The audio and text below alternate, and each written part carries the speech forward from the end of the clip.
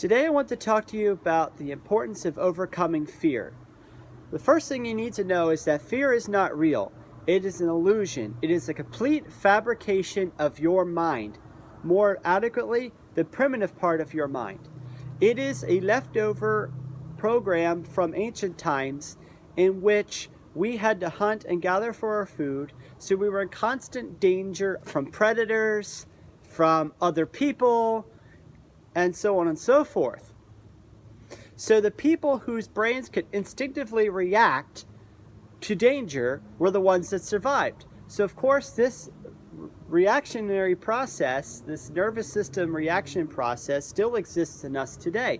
It is alive and well and functioning. The problem lies is now that we're no longer in mortal danger every day of our lives, more or less, from predators and so on and so forth, we then somehow transfer that to making a phone call, to talking to someone new, or public speaking, or whatever it is you want to put there. The truth is, in the end of the day, no spider can make you afraid. Public speaking is an inanimate object. How can that make you afraid? You know, anything you want to put there. No object or concept can make you afraid. Only your preconceived notions of how scary it's going to be. And the scientists have actually shown that you're not actually afraid of what you think you're afraid of. You're not actually afraid of heights or a spider. You're afraid of the fear.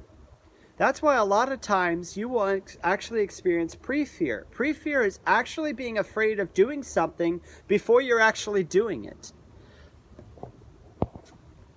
Pre-fear causes you to be afraid of what you're about to do before you're ever actually doing it. It's like in high school or college when you had a big test scheduled and you became afraid of taking that test. Oh, I'm not going to remember everything I studied. I know I can't do this. I'm dumb or stupid or whatever worries gets there. But once you're there taking the test, all that knowledge then returns.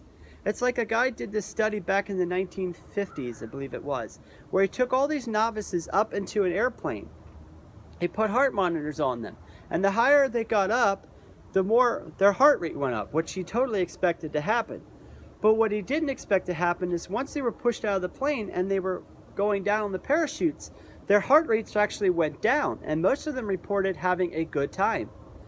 And he found that once you start getting into something, the fear that you think you have actually dissipates. That once your mind realizes that you're not in mortal danger, that you are in fact safe and this is not going to kill you, your heart rate goes down and that fear response goes away and you actually have a good time. And so what is the sum of this matter?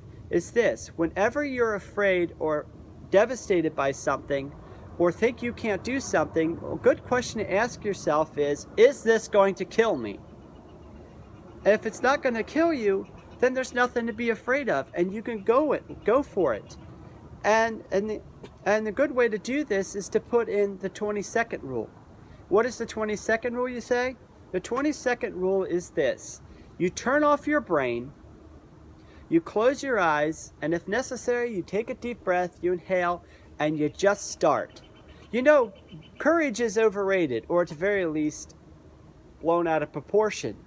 You don't have to be brave 24/7 to be successful or to get somewhere in life. All you have to do is be brave for 20 seconds.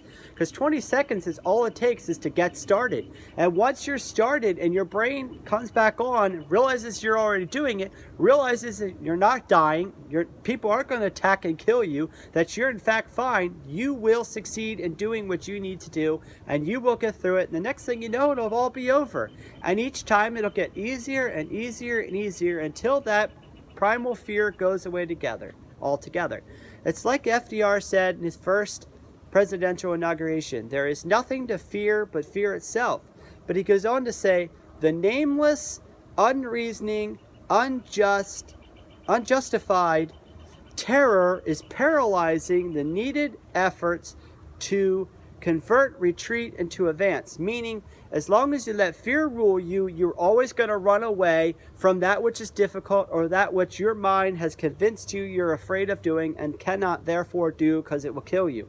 But if you can Take that 20 seconds, breathe, turn your brain off, jump right into it. You will overcome it, and you will show your brain there was never anything to be afraid of in the first place. And you will show it that the fear it thought it had was nonsense. It was not real. It did not exist. It was not a threat. It was never going to hurt you. And you will get stronger and stronger and better at doing those things. And you will find that eventually that fear will disappear entirely. That unnecessary, this evil fear, crippling fear, will be gone, and you'll no longer be afraid of that one thing that you were afraid of above all else. And it's also like George Patton said, if I can find it here. He just said, once you've made an informed decision, go with it. And that's the long and short of it.